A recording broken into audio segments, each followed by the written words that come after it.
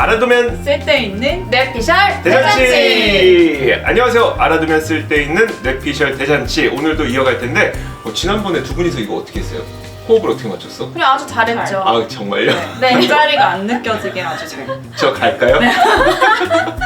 좋아요. 오늘도 재밌게 이야기를 나눠볼 텐데 우리가 우리나라에서 보기 힘든 기사들을 여러분들한테 소개해드리면서 월가에선 이렇게 보고 있구나, 세상이 이렇게 돌아가고 있구나, 이런 것들을 알 수 있도록 도와드리겠습니다. 첫 번째 아이템은 바로 린스타가 준비했어요.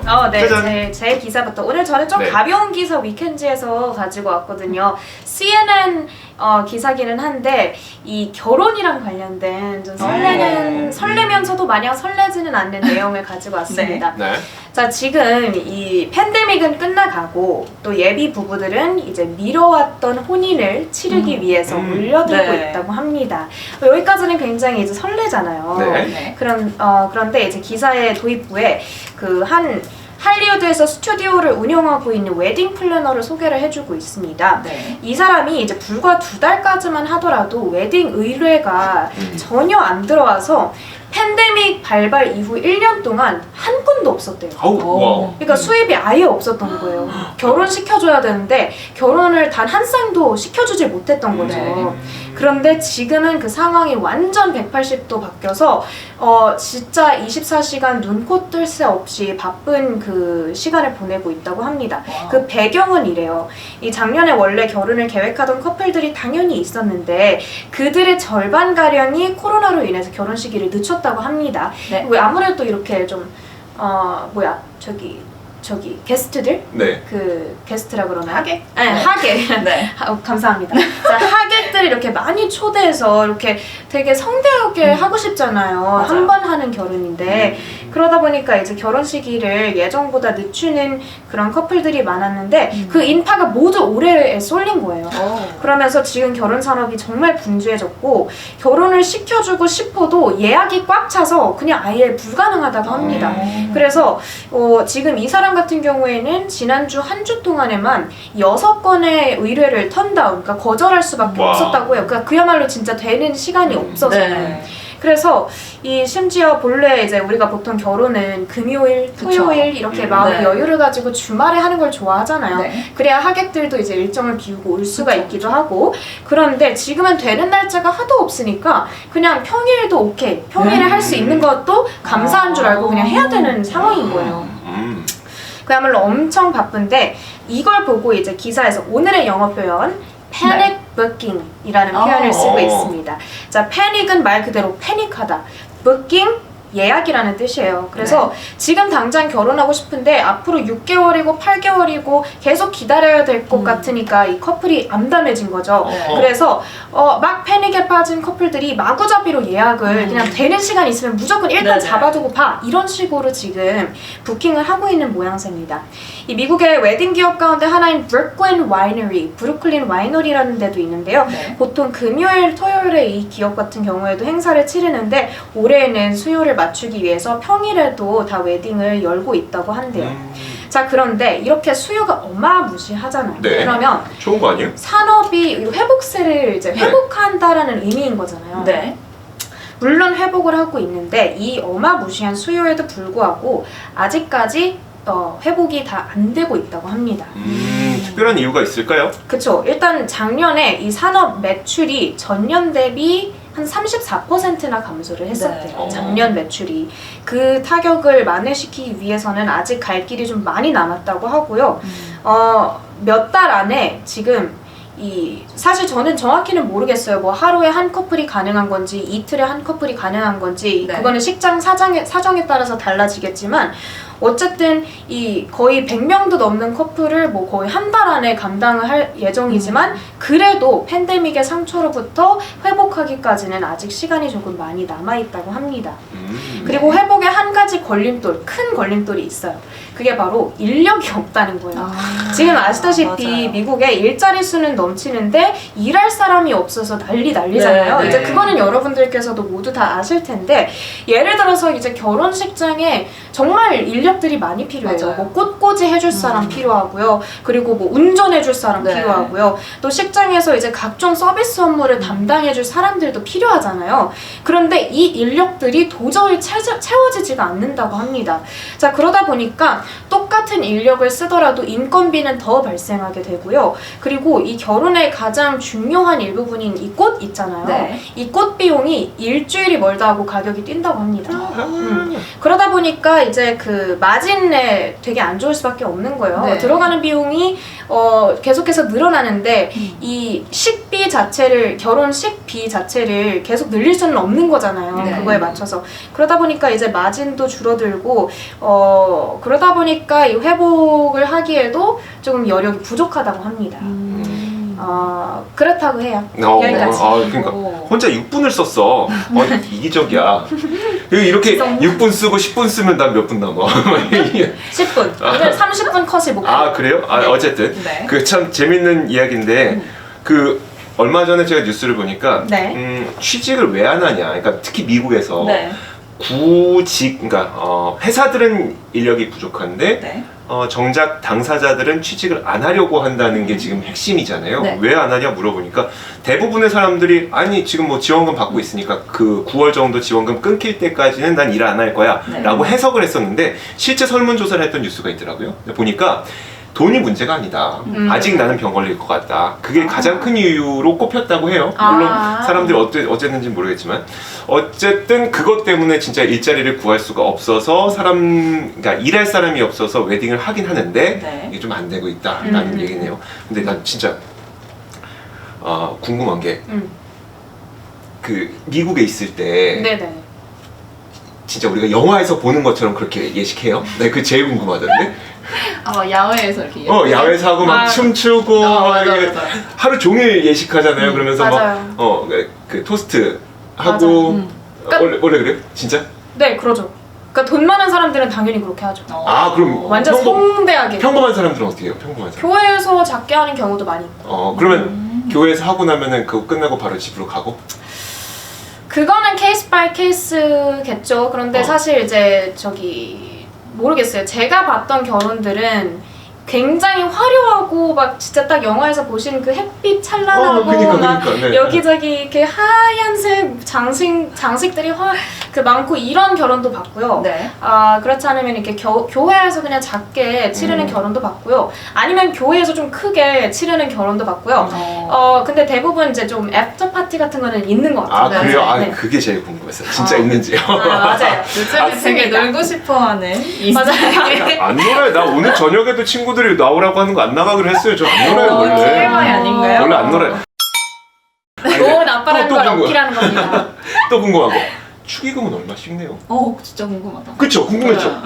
그거는 저희 엄마 아빠가 내셨으니까. 그래도 문화라는 건 뭐 이렇게 전해 들은 건. 근데 이제 그거는 진짜 아무래도 이제 그런 건 있어요. 그러니까 저희 아빠 지인이라서 가는 경우가 많았을 거잖아요. 저처럼. 네. 근데 사실 아빠한테는 이 사람이 아빠의 제자? 그렇죠. 그런 경우들이 네. 있을 거 아니에요. 네네. 그러니까 좀 네. 많이 줄 수밖에 없는 상황이었던 거죠. 그럼 거기도 축의금 문화는 다 있는 거예요? 그쵸. 왜냐면은 제가 갔던 결혼식들이 대부분 그 미국 지역에 제가 살던 지역의 한인 사회 결혼식이잖아요. 그러니까 축의금은 당연히 이제 있어야 되는 거죠. 현지는 나 진짜 궁금해. 축의금 얼마씩 하는지. 제가 친구한테 한번 물어볼게요. 네. 축의금 받고 식권 주고 우리랑 똑같네. 근데 거긴 케이터링을 많이 하지 않나? 그 식권까지는 진짜 모르겠습니다. 죄송합니다. 진짜 지금 근데 나중에 미국 네. 결혼식 어떻게 하는지는 알려줘요. 나중에 진짜. 한번 친구랑 화상 연결해서 궁금한 거 싹 다 물어보세요. 좋아요. 네, 아무래도 그래야 될 것 같아요. 그게 더 궁금한데? 뉴스보다? 일단 저는 마이크로소프트에 관련된 기사를 갖고 왔고요. 네. 지난주에 윈도우 11이 나왔잖아요. 그래서 그거와 관련해서 이 마이크로소프트의 노력에 대한 기사를 갖고 왔습니다. 일단 그 마이크로소프트 CEO의 이름이 좀 발음이 어려운데 사티아 나델라? 네, 이분이잖아요. 이분이 이 윈도우 11을 발표를 하면서 이 목표를 가능한 많은 다른 상품들과 협업할 수 있게 하는 게 목표다라는 식의 발언을 했대요. 그래서 기사에서는 예전에는 애플이 스스로를 엔타이 마이크로소프트, 그러니까 반 마이크로소프트로 마케팅을 했는데 이제는 반대로 마이크로소프트가 반 애플로 마케팅을 한다, 이제 입장이 바뀌었다라는 식의 기사예요. 그래서 일단 이번에 윈도우 11이 가장 많이 바뀐 점은 저도 아직 안 써봤는데 네. 스마트폰이나 태블릿 그 OS처럼 되게 간결하고 좀 쓰기 쉽게 돼 있다고 해요. 직관적인 UI를 갖고 있나 봐요. 그리고 또 좀 크게 다른 점은 Teams라고 해서 화상 채팅 소프트웨어가 기본 어플리케이션으로 장착이 되어 있네요. 네. 그리고 좀 게이머들을 위해서 게임에 최적화된 기술을 또 만들었고 아이콘들도 좀 더 모더나이즈 돼서 좀 예쁘게 만들었다고 합니다. 네. 그리고 이제 그 나델라 CEO 얘기를 좀 해드리면은 그 구글의 플레이 스토어를 윈도우에 갖고 온 적이 있었잖아요. 그래서 네네. 그거를 언급을 하면서 이 앱 개발자들이 마이크로소프트 스토어가 또 따로 있나 봐요. 그 스토어에서 뭔가 이제 자기들이 어플을 만들어서 프로그램을 팔 때 커미션을 받을 거 아니에요. 네네. 그 마이크로소프트에서 이 부분을 정말 없거나 진짜 적은 정도의 커미션만 받고도 너네가 팔 수 있게 해줄게라고 얘기를 한 거예요. 그러니까 네네. 뭔가 상생하는 입장에서 가자라고 얘기를 하는 거겠죠.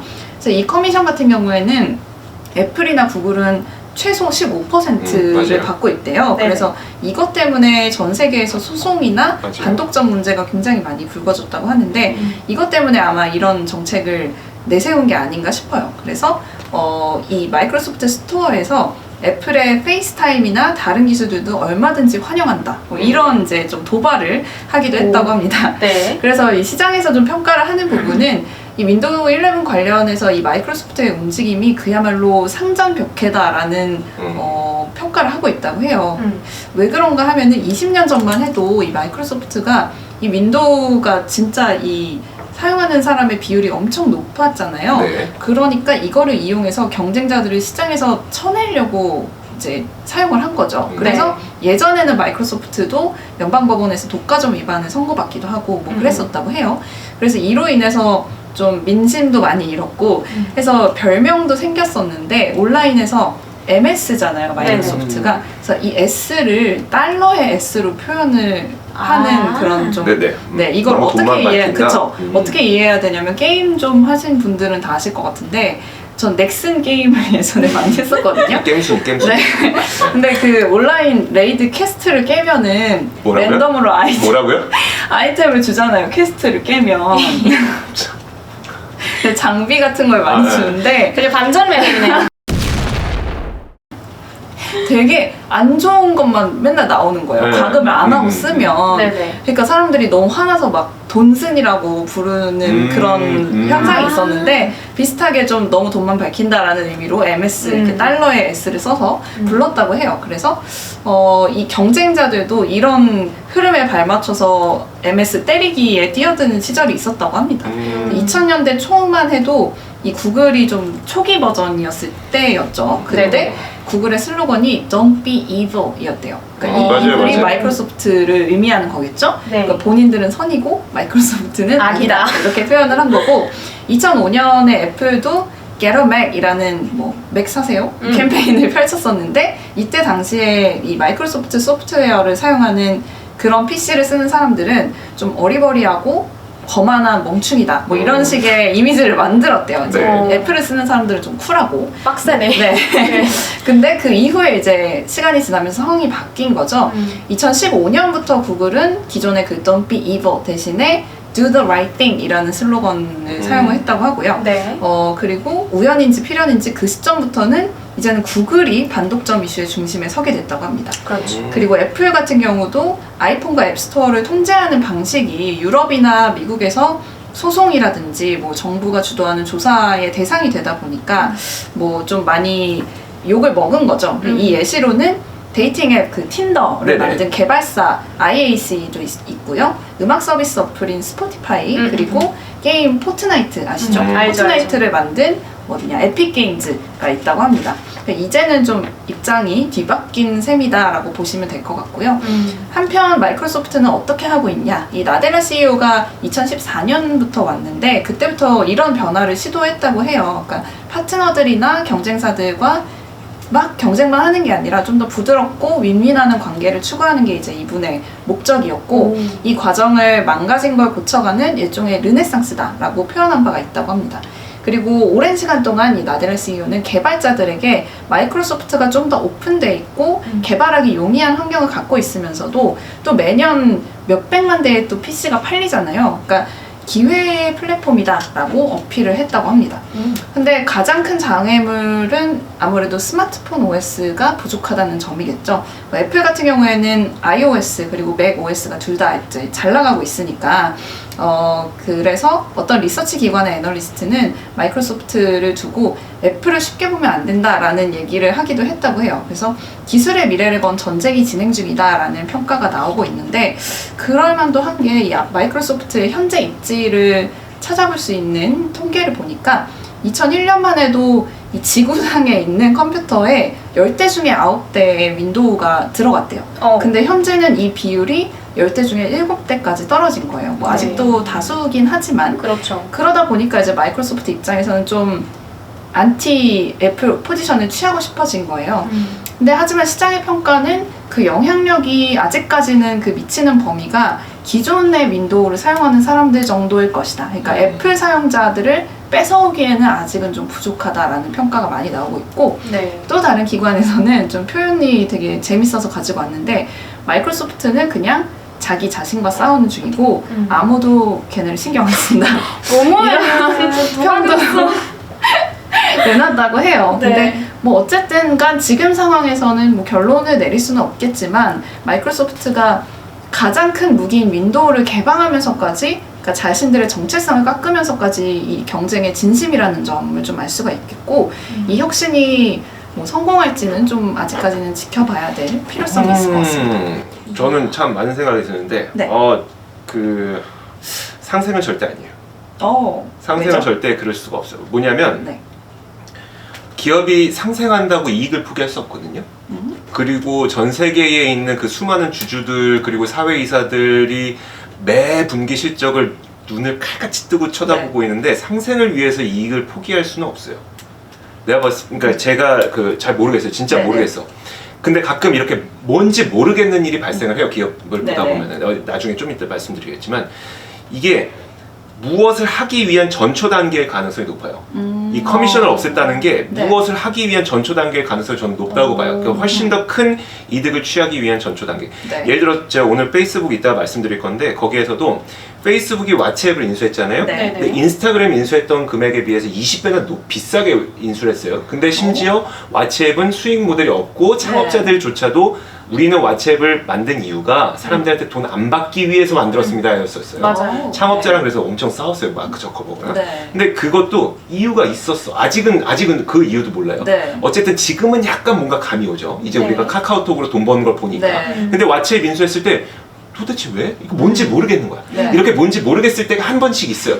예전에 애플도 보면은 막 사람들이 생태계 얘기하는데 생태계가 뭔데? 라는 게 뭔지 모를 때가 있었어요. 네, 네. 근데 지금 다 알죠. 그쵸. 그쵸. 그게 그걸 하기 위한 뭔가의 전초 작업일 가능성이 있어요. 네. 분명 마이크로소프트도 모르겠어요. 진짜 우리는 그 개발자들하고 상생할 겁니다. 상생의 이유는 있죠. 당연히 그게 거짓이라는 얘기는 아닌데 이 상생을 통해서 뭔가 더 큰 꿈이 있지 않은 이상 네. 저 이거 그냥 이렇게 안 할 것 같거든요. 야. 절대로. 네네네. 이게 제가 이런 말씀드리는 이유가 뭐냐면 마이크로소프트를 까내리고 싶어서가 아니에요. 그렇죠. 이런 행동을 할 때에는 진짜 뭔가 그 거대한 비전이 그 뒤에 있는 경우가 굉장히 많아요. 네. 그걸 한번 찾아보자고. 와, 마이크로소프트가 원대한 비전을 남물래 네. 지금 가지고 있는 거다. 이런 의견을 제시하셨습니다. 긍정적 음모론. 근데 진짜 그런 일들이 되게 많았어요. 사실 처음에 앱스토어 내놨을 때 그 앱스토어 처음 나왔을 때 몇 살이었었어요? 모르겠는데요. 기억 안 나요? 네. 그러니까 저는 이미 다 성인이었으니까 앱스토어 처음 나왔을 때. 네. 와우. 아니 그때만 하더라도 인터넷에 P2P라고 하죠. 그 P2P 아마- 소리바다 같은 거? 소리바다? 아닌가? 아니 그 내가 웹하드 같은 거? 웹하드 비슷한 건데 이게 좀 달라요 구조가. 아무튼 뭐 있었어요. 네. 아무튼 쉽게 다운받을 수 있었단 말이에요. 네. 그거 왜 미쳤다고 죄송해요. 괜찮아요. 유튜브. 아니, 그 당시에 아니 다 공짜로 받을 수 있는 걸 왜 내가 돈 내고 앱스토어에 샀어? 라는 이야기를 했었거든요. 네. 네. 그리고 막 동기화 나왔을 때 그때 처음에는 이거 다 이름도 까먹었다. 이제 그거 아예 없어졌는데 잭을 꽂아서 컴퓨터에 연결해야지 동기화 됐었어요. 그 뭐지? 애플에 있었어. 그것도 아이튠즈? 아이튠즈. 응. 지금은 아이튠즈 그냥 그 노래만 듣잖아요. 옛날에 네. 동기화 작업을 할 때 아이튠즈를 맞아. 사용했었단 진짜 말이에요. 불편했었어요. 불편했단 말이에요. 맞아요. 이거 도대체 왜 하는 거야? 근데 지금 네. 보니까 최근에 그 애플 OS 나온 거 보셨죠? 네. 애플 OS에서 동기화가 어느 정도 잘 되냐면 그냥 맥, 그 다음에 아이패드, 핸드폰, 커서가 그대로 옮겨가. 이야. 실시간 동기화가 되는 거예요. 이거 멋있다. 지금 다른 데도 다 해요. 안 되는 게 아닌데 우리가 동기화의 개념을 몰랐을 때 그 동기화라고 하는 것은 왜 이렇게 자꾸 불편한 거 해? 그러니까 네. 이게 아니에요. 그 뒤에 뭔가 거대한 꿈이 있는 거예요, 진짜. 그러니까 우리가 보고 있는 건 마이크로소프트가 빈산의 일각이다. 네, 이거 찾으셔야 돼요. 내가 왜 이런 얘기를 하냐면 네. 저는 아마존에 속았다는 느낌이에요. 네. 아마존이 옛날에 서점이라고 했어. 서점? 온라인 서점이라고 그랬어요. 본인들의 캐치프레이즈가. 그래서 킨들 내고 막 그걸 다 속은 거잖아요, 우리가. 그때 안 속았으면 여러분들 지금 아마존은 몇만 배, 몇백 배의 수익을 거둘 수 있었는데 그때 우리가 속았잖아. 속지 말자고요. 이야. 찾아야 돼요. 네. 얘네가 도대체 이 마이크로소프트가 무슨 계획을 갖고 있길래 이런 행동을 하는 건지를 우리는 공부하고 찾아야 돼요. 네. 와, 그럼 여러분 제가 이스타가 이걸 찾아보게끔 푸시를 할 테니까요. 여러분 편하게 듣기만 하세요. 나중에 제가 좋습니다. 물어보겠습니다. 네. 와. 네, 관련해서 이제 또 이스타가 오늘 좀 대형주 관련된 소식을 준비해 줬거든요. 뭔가요? 페이스북 1조 달러 돌파했잖아요. 네, 그렇죠. 그래서 그냥 뭐 이것도 편하게 들으시라고 그럼 페이스북이 지금까지 달성한 몇 가지 기록들? 오. 뭐 이런 것들 한번 볼게요. 네. 일단 페이스북 1조 달러 달성을 했기 때문에 전 세계에서 1조 달러를 넘는 미국 상장 기업은 이제 딱 5개밖에 안 됩니다. 네. 애플, 마이크로소프트, 아마존, 알파벳, 페이스북 이렇게 5개가 되는데 1조 달러까지 걸린 시간 1조 달러까지 걸린 시간, 달성하기까지 걸린 시간을 볼게요. 와. 가장 오래 걸린 곳이 마이크로소프트였어요. 오. 창업부터 44년 만에 와. 1조 네. 달러를 달성했는데 그 다음부터 조금씩 시간이 빨라지죠. 네. 세상이 변하니까. 그쵸. 그 다음이 바로 애플이 창업한 지 42년 만에 달성을 하게 됩니다. 얼마 차이가 안 나네요. 그러네요. 네. 비슷한 시기에 이게 네. 컸으니까 아마존이 이제 아마존부터 좀 빨라지기 시작해요. 그때 아마존이 24년 만에 1조 달러를 오, 돌파를 갑자기 했고요. 반토작이네. 네. 반토막이. 반도작. 네. 앞잡이. 자, 앞잡이는 나중에 저희가 다른 에피소드로 무슨 연유인지 말씀드리겠습니다. 아이고 죄송해요. 앞잡이. 자, 구글이 21년 걸렸습니다. 얼마 안 걸렸죠? 구글 네, 점점 21년. 빨라져요. 그러다가 페이스북이 창업한 지 17년 만에 네. 이 달성을 하게 됐습니다. 진짜 사실 짧았다. 많이 네. 짧아졌어요. 근데 페이스북은 사실 창업이라고 하기 좀 어렵고 페이스북 서비스를 처음 시작한 게 2004년이기 때문에 네. 이 처음 서비스를 시작한 지 17년 만에 1조 달러를 달성하게 된 거예요. 네. 그거보다 더 빠른 게 뭐가 있을까요? 모르겠어요. 네. 모르는 게 웃기요? 몰라서 웃겨? 빨리 얘기해주세요. 궁금해서 현기증 나요. 비트코인. 아. 비트코인이 그러니까 12년 만에 1조 달러를 돌파했습니다. 미쳤다. 와, 진짜 대단하죠. 그리고 이건 저희도 방송에서 얘기했었는데 우리가 그토록 찾던 10배거, 네. 10배 기업이 네. 바로 페이스북. 상장했을 때가 1,000억 달러 정도의 시가총액이었기 때문에 지금 이제 1조 달러를 달성했다는 거는 10배거가 됐다는 거예요. 그렇네요. 근데 상장한 게 2012년이니까 9년 만에 10배거를 한 거고 그렇게 막 우리는 제 듣도 보도 못한 잡주에서 10배거 찾지만 찾아라. 실제 10배거는 이런 데서 나온다고요. 와. 들성불은 떡잎 뭐 이런 거네요. 그러니까요. 지금 생각이 안 나서. 그러니까. 월간 활성 이용자 수의 기록을 볼게요. 월간 활성 이용자 수 처음으로 5억 명 돌파했던 게 2010년 7월이었어요. 근데 2배로 그러니까 10억 명을 달성했던 게 네네. 2012년 10월입니다. 2년 만에 2배를 달성을 해요. 와. 네. 그럼 그 다음 2배, 20억 명을 달성했던 건 언제였을까? 2017년 6월이었습니다. 5년 걸렸어요. 네. 처음 2배는 2년 걸렸고 그 다음 2배는 5년 걸렸어요. 그 다음이 좀 어려웠네요. 지금은 이건 당연하죠. 그러니까 숫자가 숫자가 크니까. 커지니까 네, 이제 그쵸, 그쵸. 더 이상 뭐 달성할 수가.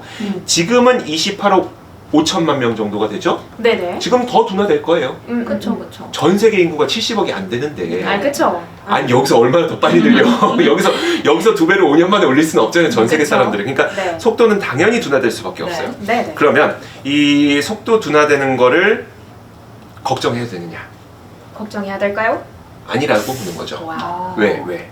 새로운 수익 모델을 만들 거라서. 그러니까 음. 지금 페이스북의 전체 매출 가운데 온라인 광고 매출이 차지하는 비중이 97%예요. 이야, 대박이다. 아니 그 광고 말고는 매출이 없어요. 그냥 그렇네요. 없는 거예요.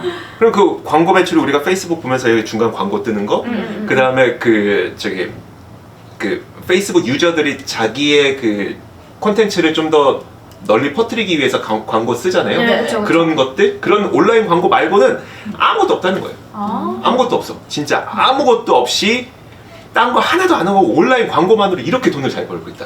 대박이다. 돈을 얼마나 잘 버는지 아세요? 제가 보여드릴게요. 네네. 그림 하나가 있는데 네.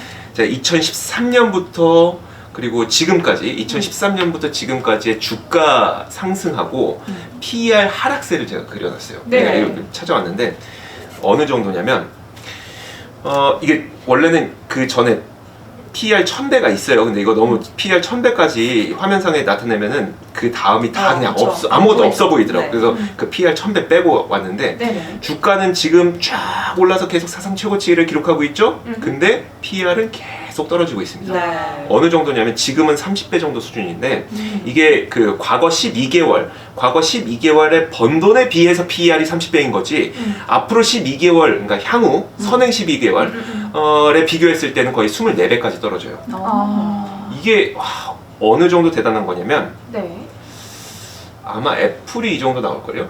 그러니까 제조기업이 이 정도 나와요. 네네네. 그러니까 제조기업은 사실 그 밸류에이션 프리미엄을 잘 못 받아요. 왜냐하면 만드는 족족 들어가는 비용이 있어서 네. 밸류에이션 프리미엄을 잘 못 받고 이런 플랫폼 기업들은 프리미엄 되게 많이 받는단 말이에요. 네네. 그래서 성장 그 플랫폼 기업들 IT 가운데서도 이런 플랫폼 기업들은 본인들이 버는 돈보다 좀 더 높은 밸류에이션을 받는데 이건 제조기업하고 거의 비슷한 밸류에이션 받고 있다는 거예요. 지금. 네. 대단하네요. 지금 어떻게 보면 페이스북은 진짜 싼 거예요. 진짜 싼 거예요. 정말. 아니 어떻게 제조기업하고 비슷한 밸류에이션이 나오냐고 이 플랫폼 기업이. 그러니까요. 근데 보세요. 그림에서 보이는 것처럼 주가는 쭉 올라가죠. 네네. 밸류에이션 계속 떨어집니다. 네. 뭘 말하냐면 여러분들 주가가 막 사상 최고가 올라가니까 비싸다고 생각하죠. 네. 네네. 주가 올라가는 속도보다 돈 버는 속도가 훨씬 빠른 거예요 지금.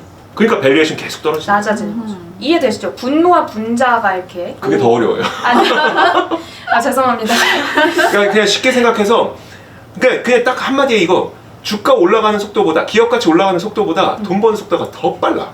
맞아요. 훨씬 빨라. 그러니까 밸류에이션 계속 떨어지고 있는 상태. 그래서 지금 그 왓츠앱 아까 말씀드렸던 네. 왓츠앱은 20억 명의 월간 활성 이용자 수를 갖고 있어요. 네. 근데 왓츠앱은 수익을 하나도 안 냅니다. 네. 여기에서 뭐 우리 그 흔히 잘못 생각하는 거 중국인들에게 볼펜 하나씩만 팔아봐. 이거 완전 잘못된 거잖아요.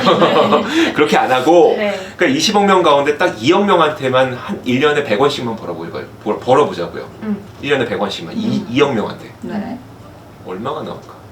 아직 수익을 하나도 안 낸 상태에서 주가는 뭐 계속 올라가고 있지만 PER 계속 떨어지고 있고 지금 굉장히 싼 것처럼 보인다. 네. 그러니까 뭐 이거는 추천은 아니지만 어쨌든 그 페이스북의 지난 9년간을 돌아보면서 와 이래서 텐베거가 되는 거구나. 네. 그러니까요. 진짜 난 감동 생각- 신화입니다. 네. 아니 그리고 이제 그 왓츠앱 얘기를 계속 해주시는 얘기가 지금도 이 정도인데 네. 왓츠앱 인수했잖아요. 이제 수익 모델 뭐 어떻게든 생겨나겠죠. 그게 강화되고 나면은 도대체 얼마나 더 여력이 남아있는 거냐. 그러니까. 이 기대감이 워낙 크기 때문에 지금 계속 그 얘기를 해주시는 거고요. 저는 페이스북 좋은데요? 그러니까 이제 또 사실 샀다. 저는 약간 그 요즘엔 그런 분들 많이 없을 것 같은데 오해하시면 안 되는 게 주식 가격을 보지 마세요 제발. 절대로 주식 가격은 절대 보지 마세요. 그냥 가격 보지 말라는 게 가격에 둔감해지라는 얘기도 있지만 두 번째로 더 중요한 건 뭐냐면 시가총액을 보세요. 시가총액 안 보면 답이 안 나와요 이게. 얘네가 돈을 얼마나 벌고 있는데 기업 가치가 얼마인지가 이렇게 판단이 안 되거든요. 네네. 아니 주식 개수만 여러 개로 나누면 뭐 애플, 아마존도 1달러까지 떨어질 수도 있어요. 개수만 많이 나누면. 그러니까 가격을 절대로 가격 보지 마시고 항상 시가총액과 그들이 버는 매출액과 그 다음에 이익 세 가지를 항상 비교해보는 그런 습관을 들이셨으면 좋겠습니다. 좋습니다. 그렇지 않고서는 페이스북이 싸다는 얘기가 안 나와. 네. 맞아요. 맞아요. 자, 우리 이제 타임이 5초 남았어요. 끝! 네. 자, 오늘 슬피셜 여러분 도움 많이 받으셨길 바라면서 저희는 30분 컷을 성공하고 여기서 끝마쳐 보도록 하겠습니다.